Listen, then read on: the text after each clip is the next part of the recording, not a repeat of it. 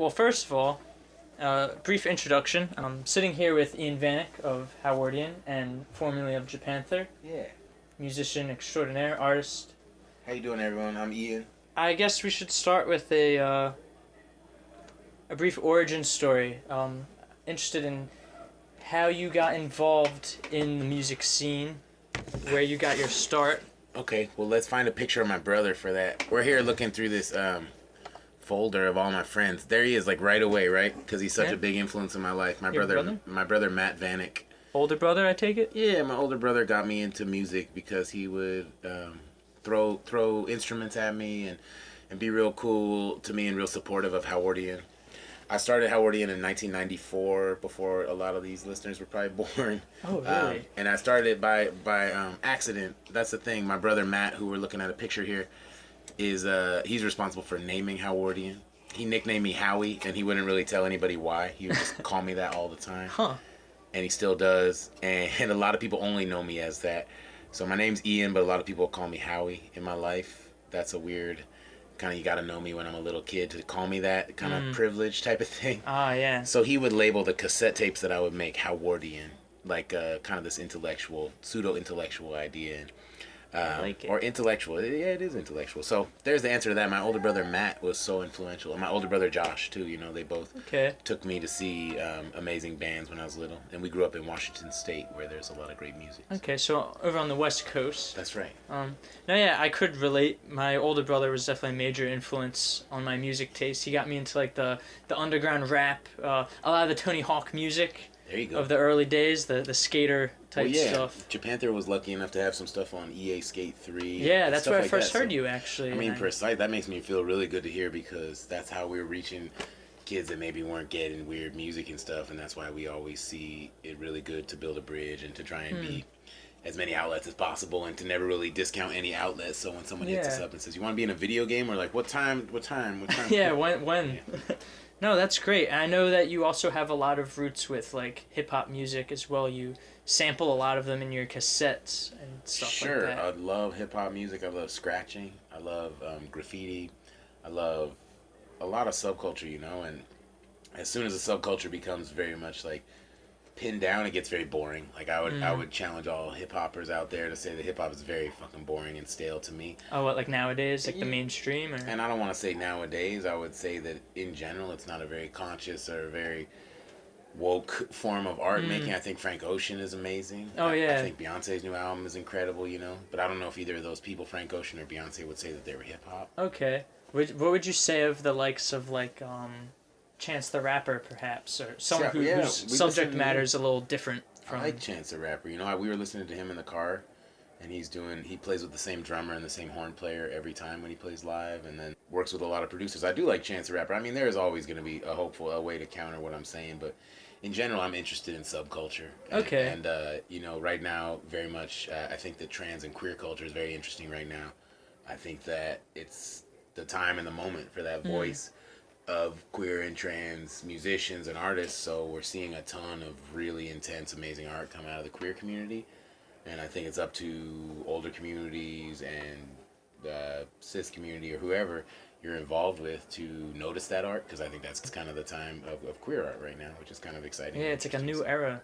For sure, it's a new era of language and stuff, and it's exciting. I think a lot of the music and art we're seeing now out of the queer culture is really good. That was actually going to be one of my other questions, was the influence of like the queer community on a lot of punk music now and a lot of subculture in general.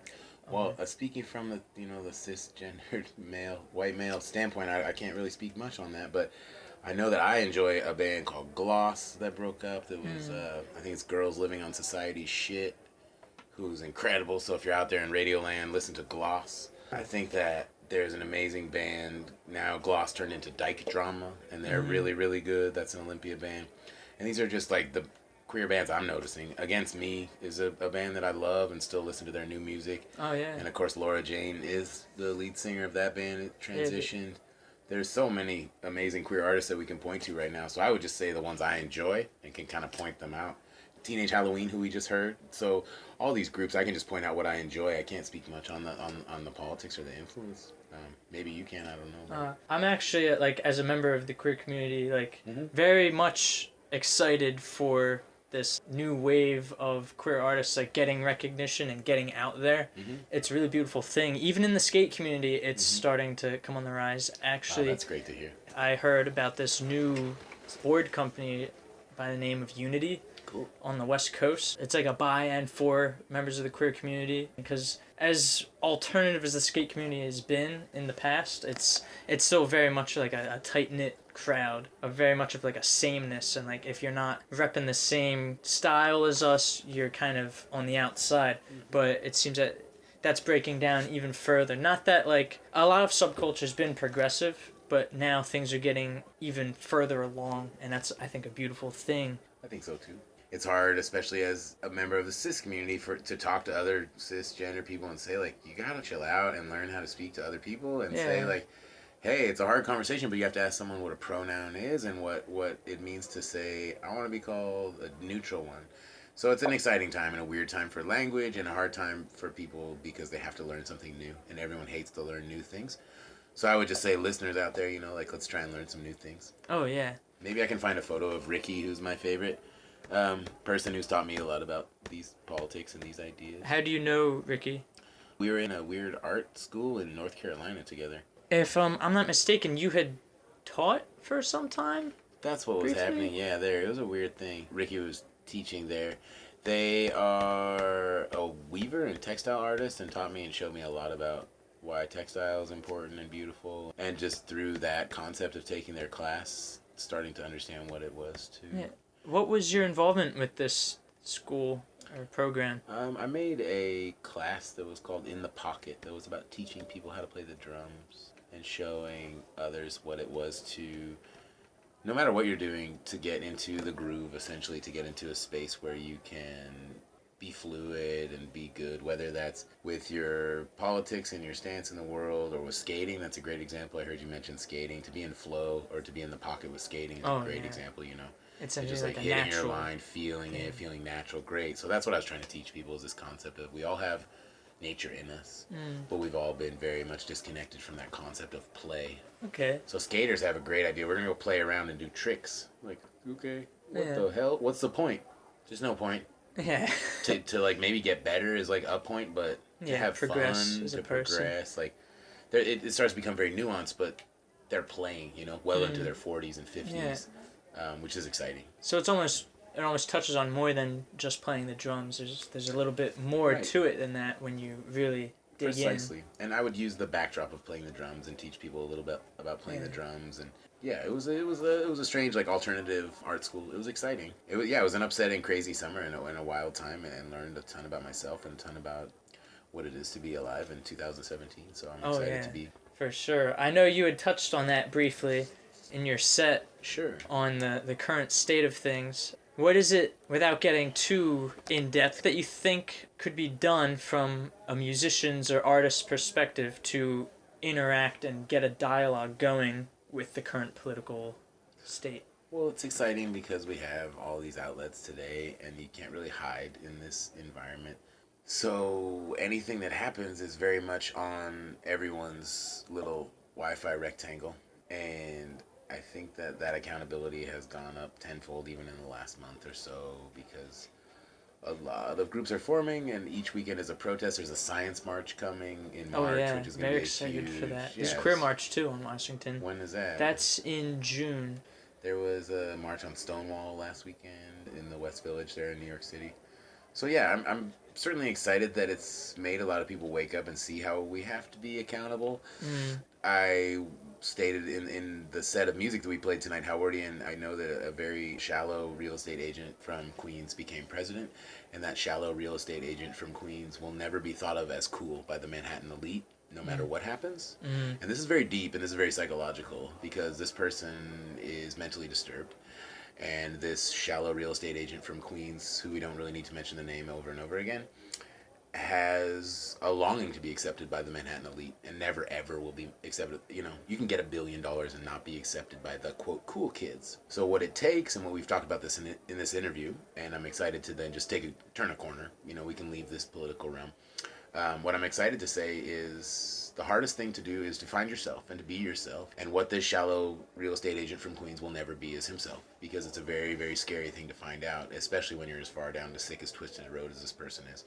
So I would just encourage all people out there to, find who you are and know whatever that is inside you, a skateboarder or a punk rocker or a musician, he, him, they, them, there. Find that and then be honest with yourself. Get real with yourself. And that's the most difficult thing you can do. And then you can be honest with others. Yeah, so one might say that it's a journey of self-discovery. Now, that's what one might say. That's a great way to sum it up, Jake.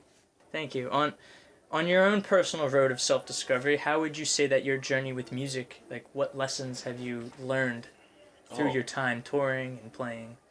Oh, I feel so lucky. I think we touched on this too. It's about play. It's about excitement and play. And last night we played, and I'm very conscious of that, we played a show in New Jersey with Teenage Halloween for Luke's 19th birthday, and they are one of my favorite musicians. So, whoa, what is this sentence that you just said?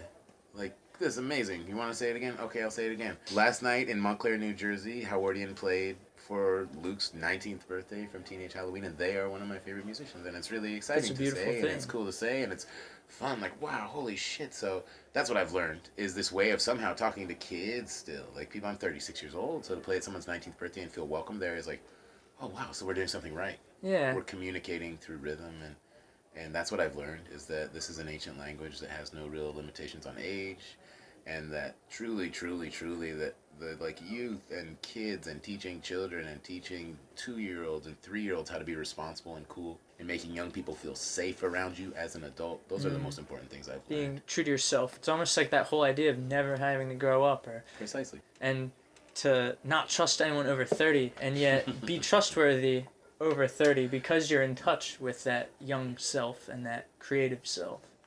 That's the hope. Yeah, that is the hope. It seems like you're doing a pretty good job at it, I must say. I appreciate that so much. Thank you.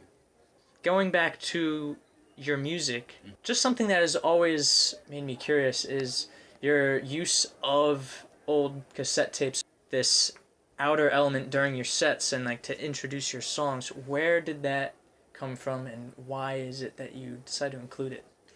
Oh, I call them interstitials. It's like a space in between things.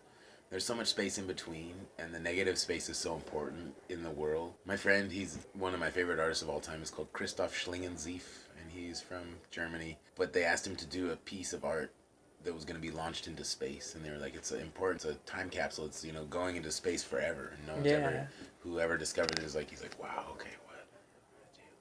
And what he decided to do was this log, and he put a hole in the middle of the log, and he said, I'm giving you a hole. And they're like, what? And he's like, it's the negative space that I'm putting in there. It's the most important thing in our entire universe, is the space in between things, because it's what defines things. He's like, I'm giving you the edges, I'm giving you the hole.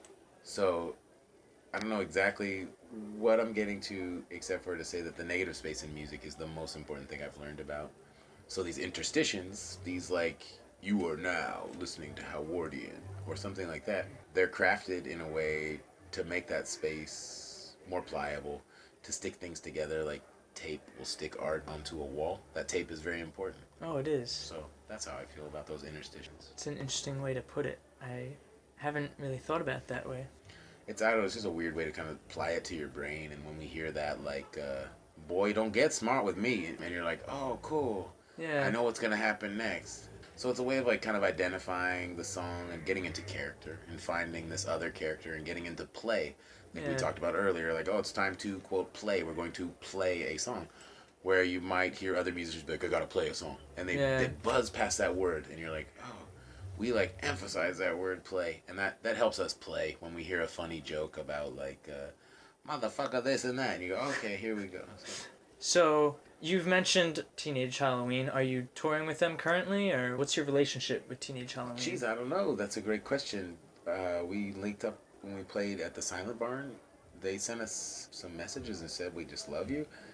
And we wrote back and listened to them and said, oh, we'd love to play with anyone because we're here. Howardian is a very new project. We've been doing this about 3 years and just trying to be very humble and very hungry and do what we can. And here's a band that we really enjoyed. They wanted to play some shows and they said, we like you guys, and we all just got along. It felt really great. So yeah, we're communing with this much younger band right now and feeling just really wonderful about each other. I think it's good. So we're going to play in May with them again. There's 8 of them and like 7 or 8 of us all around the country. So we're all spread around, all of us, and they kind of understand that vibe of like, let's just play a show the best we can. Yeah. And they're a very emotional band, and I feel Howardian's a very emotional band, and we have some similarities, so I love it. They're really inspiring, exciting, you know, kind of in the vein of World Inferno and kind of in the vein of Jeff Rosenstock and Bomb the Music Industry. I love all these bands, so when that stuff came up, Teenage Halloween is a reference to Bomb the Music Industry. Kind of also like this band AJJ. They used to be called Andrew Jackson Yes, Jihad. yes. I love that band too. So Teenage Halloween reminds me of all this stuff. I'm just like, yep, right now, I'll take that. It's, like, so it's in your scene. It's in your right, just the wheelhouse. It felt great. And then they're dealing with like gender politics and all this stuff. And it's like, oh, cool. That's like something I've written about, and I'm trying to understand as a cis person. Like, oh, you can be an ally to lots of people in your queer community and not be silent about it and be like pretty vocal about it and have people like, why do you always talk about that? And you're like, well, because that's my friends. And like, that's it's definitely important, I'd say, for members of the cis community to speak up about that sort of thing, because for centuries, cisgendered men especially have been the only people whose opinions or voices mattered. So it's very important that they're able to speak up. But it is hard for a lot of queers to be heard. So it's an important thing to do. Yeah, it's just it's like kind of pulling teeth though, because I do talk to a lot of, you know, people that are in the cis community that don't even want to say like, I'm in a cis community. What does that mean? What the hell does that mean? So I guess I want to ask you in this situation, what does that mean? Because I'm trying to learn all the time too. So. It's definitely it's created the same way that homo was created for gay men and women. It's just a way of identifying the quote unquote norm of a straight man or woman who identifies as a man or woman and has never felt anything other than the gender they were born as and the sexuality that gender is expected to conform to. It's pretty cut and dry. It's another way of saying straight, but it's a little more than that, and it's a little... It just defines it a little stronger, and part of it may be to make cis men and women a little uncomfortable in that, well, why am I getting this extra label? Because so many members of the queer community have been getting these extra labels as well, so it definitely kind of puts some perspective on the people that have been coming up with all the labels all these years to then have one applied to themselves. I never thought of it that way. I was going to ask you if it's derogatory, and you just answered that question. I wouldn't consider it. People have used it that way, but I think that's... Right. But you can say homo and be a friendly person, and you can say homo and be derogatory. It's just... Yeah, I mean, the same way that queer's been used. I feel like queer had, in its origin, had been kind of somewhat derogatory, but... I mean, for me, I'd consider that an umbrella term for anyone labeled as other. Yeah, and that's changed very much, and I feel comfortable using that term too. Yeah. That's cool. No, that's a great explanation. Thank you. Yeah, I wrote a zine. I have a zine called 99mm. It's like a punk and art and graffiti zine and music and stuff. But that school I taught at in North Carolina was, kind of ripped apart by this weird idea of being transracial, which is not okay for some reason. And it's wild. So if someone is white and says they're black, it's really fucking controversial. And that's like, that wasn't me, but that was someone there. And there was a piece of art that person had painted themselves in blackface, and it wasn't. If it's anything, it's controversial. That's definitely something So that's new. Like, yo, you're trying some shit right there. So there's a woman called Rachel Dolezal. Oh, yes, of, right? yes. So she'd lived for a few years as a black woman, having been born white. Head of the NAACP in the state of Washington. So it's wild. It goes deep. So it's not like we could just figure this out overnight. It's a real conversation. So that school had this stuff in it. And a lot of my students, some of my students had transitioned or were in the queer community and identified as neutral, and all this stuff was happening around us and no one was really speaking about it. And at a certain point in like a group meeting where we're all sitting around this big giant school, it's like 60 people, I had to say like, okay, this is a pronoun conversation because here we go. And I'm not even from these liberal arts schools. I haven't had this conversation before. So I'm like, hey, my name's Ian, and he and him. It's really normal. Here we go, next person. I just stepped out of this conversation, but I'll start a fire. I'll like light a match, and there you go. there's 4 or 5 people who are like, I've been looking for the opportunity to say, my name is Miguel and I go by he or him, but you can see that I've transitioned, and, you know, if you have a question for me, I'm happy to answer it, and it's a very important one. To, like, have a question is chill. To have 10 questions is, like, you're kind of being, like, badgery, and, like... Yeah. So it's pretty interesting. So all that was going on, and I wrote this zine about it, and just saying, like, here's these words, and here's why they're important, and it's like a way of learning a language, and if you can speak that language, you can talk to more people. Oh yeah, and that's important in this day and age too, to be able to talk to people, I mean, especially people different than what you're used to, because that's the only way you learn. I mean, yes, the internet is out there, but you're not going to learn the same way by reading up on the internet. You got to get out there and talk to human beings. That's a great way to get that conversation going, just by being able to introduce yourself. No, I agree. Yeah, and that's really difficult. And I mean, tonight I had that conversation again with someone I barely know, with members of this band, and saying, hey, I just want to ask you what your pronouns are, like, and being private and quiet about it, and not weird and public about it, but also like, I'm seriously, can you help me be a better friend to you right here?